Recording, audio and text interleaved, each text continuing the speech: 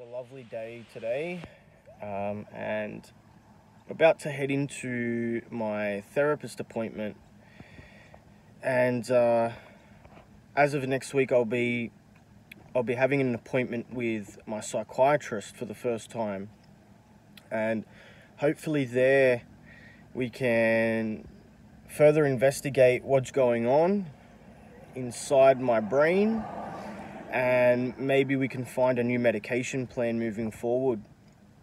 I think, a lot of these medications, these antidepressants, the efficacy of them has been under question for a while now. And, I was doing some research the other day and found that some of these medications, these antidepressants, can actually cause more harm than do good.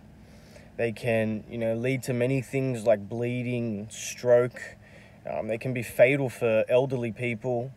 And, besides all that, they can disrupt one's sexual life and romantic life, amongst other things. So, it's a tricky process, and it's unfortunately it's not a black and white area, mental health and medicating for mental health. And there's a lot of trial and error, and it really is a guessing game, which makes it scary in some ways, because you never really you can never really be sure. Some of these antidepressants, people have tried them and it's actually made them worse. Their mental health has made it worse.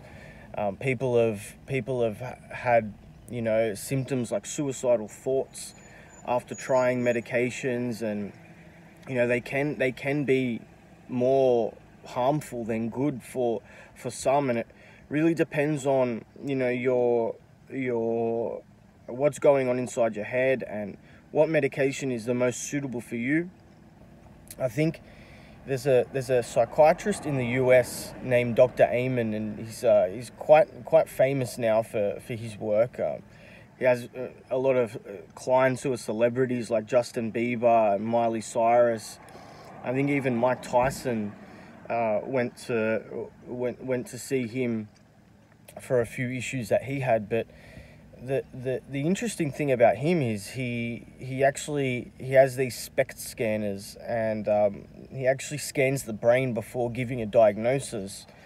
And I think doing something like that really takes the guessing game out of psychiatry and diagnosis and administering medications and all that kind of stuff. So I think scanning the brain and actually looking inside the brain and seeing certain patterns that are unfavorable, or even something as simple as like a lack of blood flow in a certain region of the brain can indicate a particular mental illness. And I think the whole guessing game in psychiatry at the moment is put down to the fact that we're diagnosing symptoms without actually looking at the physical structure of the brain.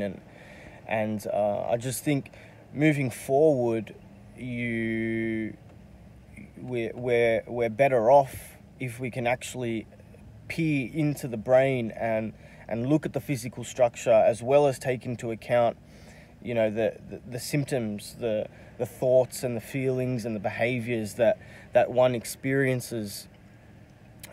So yeah, I'm looking forward to my therapy appointment today, and it gives me a bit of hope moving forward, knowing that I have a psychiatrist appointment coming up, and we can start to investigate what's going on inside of me further, and we can take strategic steps moving forward to start to treat whatever's going on inside of me. I've been diagnosed before with bipolar disorder, with major depressive disorder, generalized anxiety disorder, and there are so many things. There are so many conditions, and usually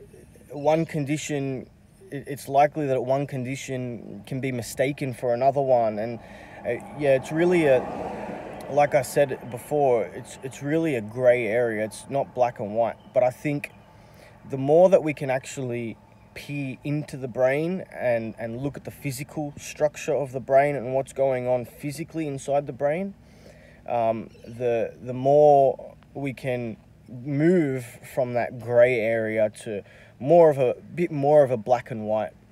And yeah, that's it.